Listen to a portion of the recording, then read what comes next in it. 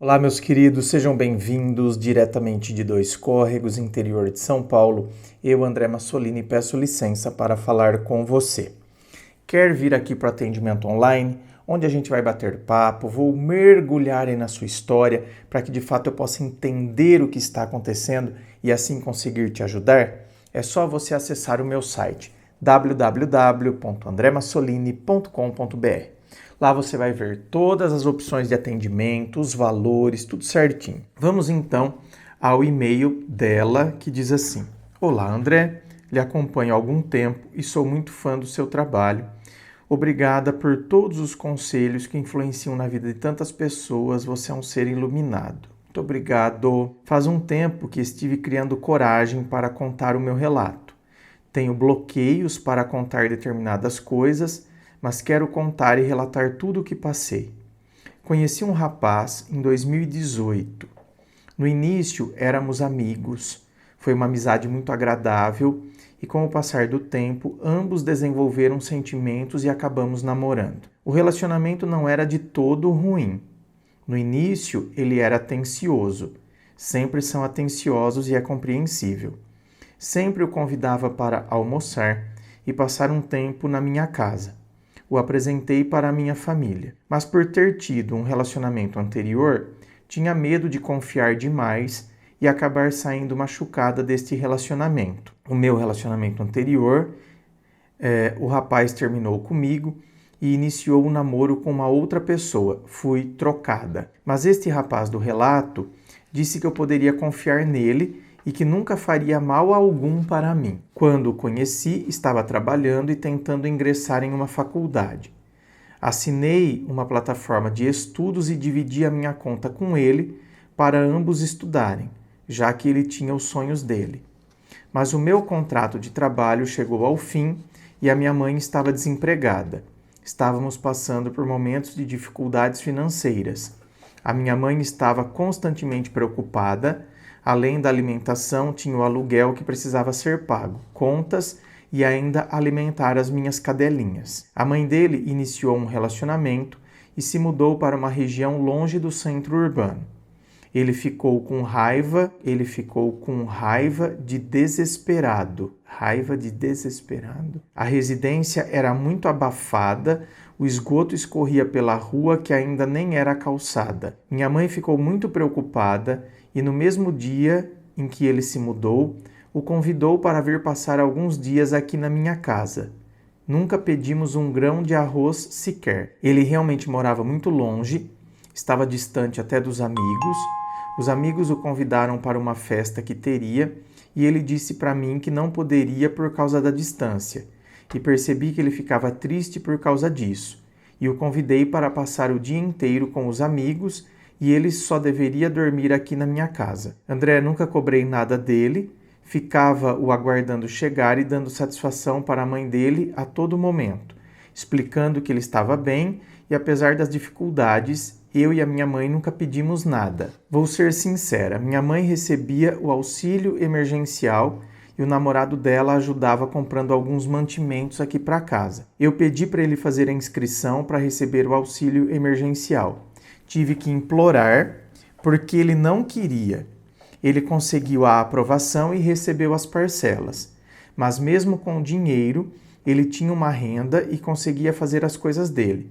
Minha mãe é uma mulher orgulhosa e tem o pensamento de que visitas não precisam ajudar em nada. Ele passou Natal, Ano Novo, Quaresma, passava dias consecutivos na minha casa e tentava sempre deixar a casa limpa porque ele tinha alergia à poeira. E como dificilmente saíamos de casa e fazíamos o teste por causa da pandemia, fazia o possível para que ele se sentisse à vontade aqui em casa. Obviamente, nenhum relacionamento é perfeito e brigávamos. Tinha crises de ansiedade, o cobrava para ser um pouco mais carinhoso comigo. Minha mãe me deu alguns alertas de como ele era grosseiro e impaciente comigo, mas tentava ignorar esses alertas. Em 2020, a minha avó paterna faleceu. Fiquei muito triste e preocupada com o meu pai. Meu pai estava casado, ligava para ele todos os dias ou mandava mensagens. Eu amo o meu pai de todo o meu coração. Tinha um bom relacionamento com a minha madrasta. Falava com ela e sabia que ela tinha sido o apoio que o meu pai teve durante o período de luto. Eu e meu pai estávamos arrasados com a morte da minha avó, não conseguia ser o apoio que ele precisava. Em abril de 2021, a minha madrasta faleceu. Nossa, foi um choque enorme. Bom, se foi um choque até para mim, que estou lendo o e-mail, o meu pai ligou para me avisar na sexta-feira. No sábado foi o sepultamento da minha madrasta e à noite minha tia ligou para avisar que o meu pai tentou um método X para cometer... Você já sabe o que, né? Nem vou falar porque às vezes derrubo o vídeo. Um método X para cometer, não posso informar qual método foi. Isso é um gatilho para determinadas pessoas. Tá bom. Isso me destruiu, fiquei completamente arrasada, fiquei desesperada. O meu pai passou um tempo internado no hospital. Durante o tempo da internação, só sabia chorar. Não conseguia comer ou dormir e ficava mandando mensagens e ligando para minha tia, já que ela tinha o contato da assistente social do hospital. Me sentia muito culpada, pensava, eu sou um lixo de filha. Então, aí também começa com os pensamentos que não... Nada a ver, né, minha querida? Nada a ver. Gente, a gente não pode, tá? Hoje eu atendi uma pessoa que ela carrega, ela acha que o cara também cometeu isso aqui, porque ela terminou com o cara, e aí o cara... A gente não pode. No caso dela, não foi isso, tá? Acham que pode ter isso aqui porque tinha comprimidos lá, mas ele tinha problema cardíaco. Mas ainda que ele tivesse, né, tentado contra a própria vida, por causa do término de relacionamento, gente, a gente não pode se sentir culpado por causa disso, certo? Porque nós temos o direito de terminarmos um relacionamento. Nós temos esse direito. Agora, imagine aqui, eu sou um lixo de filha. Gente, seu pai ficou desesperado e aí teve uma atitude desesperada que não tem culpa não tem relação com a sua filiação, a qualidade da sua filiação. Tem coisas que a gente não pode pegar coisas para nós, gente. Alguns dias passaram e o meu pai faleceu. Nossa, mas gente, em maio de 2021, me senti quebrada, me sentia morta, estava completamente aérea e não queria sair de casa ou ver ninguém. Para este rapaz, conversava muito pouco, mas sempre falava que sentia muita falta do meu pai. Não conseguia ver ninguém. Um dia, brigamos e ele jogou isso na minha cara. Pensei que teria apoio, mas tive brigas e em uma dessas discussões, ele terminou comigo por mensagem de texto. Só tinha passado um mês do falecimento do meu pai. Eu nunca mais o vi. Ele só terminou comigo pelo WhatsApp e pronto. Eu já estava triste com a morte do meu pai. Ele terminou de me afundar. Ele disse, acho que na hora da raiva, que a minha vida é uma merda e durante um tempo achei que isso era verdade. Eu estava comendo pouco, perdi peso, cheguei a pesar 42 quilos, estava abaixo do ideal para minha altura, que é 1,61, e minha idade, que era de 22 anos. Acabei desenvolvendo anemia, estava com uma taxa de vitamina D muito baixa. Fui ao médico e ele ficou preocupado, expliquei a situação e fui iniciar uma boa terapia. Aprendi que sou forte e que sou uma sobrevivente, já que os enlutados do suicídio são chamados de sobreviventes enlutados por suicídio. A cada dia que passa é realmente uma sobrevivência. Lhe escrevi porque quero conseguir alcançar o perdão, deixar que esta história não me afete mais. Só quero perdoar. Se você puder me ajudar, serei eternamente grata. Tá, aqui você quer perdoá-lo, né, por ele ter feito isso. Mas, minha querida, veja bem, meu anjo. O perdão, gente, ele é uma coisa que ele faz bem para nós, em primeiro lugar.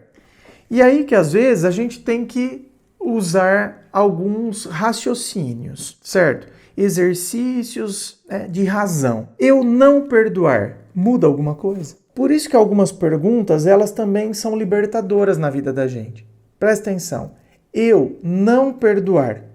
O que muda? Não, porque eu não vou perdoar, porque a vida dele não muda nada. Presta atenção. Primeiro, que talvez ele nem queira o seu perdão. Ele nem acha que te ofendeu. Não é possível que não acha. Tem gente que faz as as mais severas barbaridades. E a pessoa não acha que tem que pedir perdão a ninguém. Não.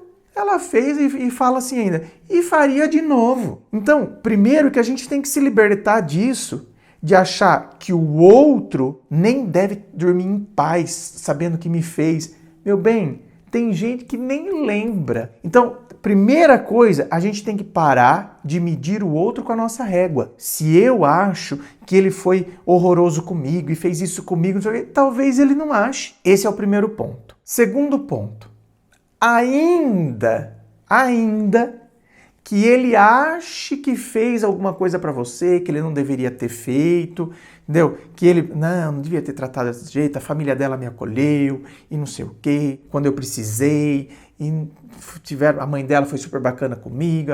Então, assim, eu fui um grosso, fui um escroto, me arrependo. Então, talvez ele até tenha esse pensamento, mas tem gente que até reconhece isso, mas nunca vai vir pedir perdão. Então, já pensou você condicionar o seu bem-estar ao fato do outro, primeiro, reconhecer? Como eu disse, tem gente que nunca vai reconhecer porque nem acha.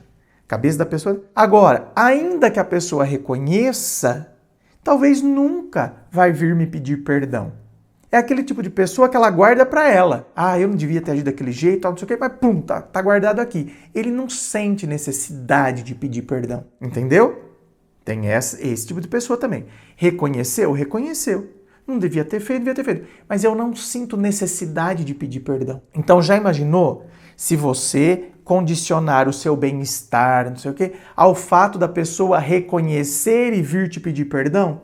Nós estamos lascados. A minha vida nunca vai para frente. Por isso que eu estou dizendo que o perdão, ele é importante para nós. Porque tá vendo que nada muda a vida do outro. E, pelo contrário, pode fazer com que, na verdade, eu fique esperando uma coisa que nunca virá. Então, tem coisa mais frustrante de ficar esperando uma coisa que talvez nunca virá? E ainda que viesse, ainda que fosse o tipo de pessoa que reconhece e tem necessidade de pedir perdão, o que isso mudaria? Eu me sentiria bem porque pelo menos eu saberia que ele reconheceu. E mudar o fato mesmo não muda em nada. Por isso que o perdão, ele é importante para nós.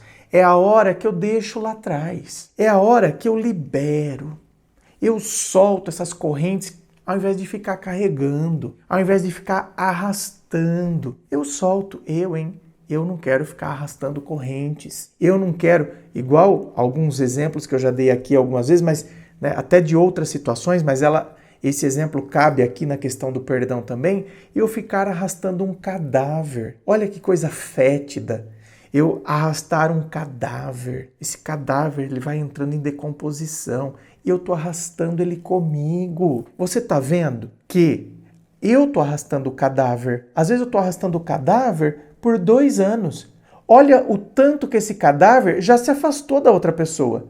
A outra pessoa tá lá, meu bem, sentindo o cheiro de rosas, de perfume francês. E você é que tá sentindo o cheiro fétido e podre de um cadáver. Porque você tá carregando o cadáver junto de você. O outro tá lá sentindo o cheiro dos jasmins. E você sentindo um cheiro podre, porque é isso que você optou por carregar. Então, tá vendo que o perdão é uma questão de justiça que a gente faz com a gente. Eu comento, porque tem gente que não quer perdoar porque parece que eu vou estar cometendo uma injustiça. Como assim fez o que fez comigo e eu vou perdoar? Bem, eu estou fazendo isso por mim, não estou fazendo pela pessoa. Eu estou fazendo uma justiça para mim. O dia que a gente entender isso, a vida começa a mudar.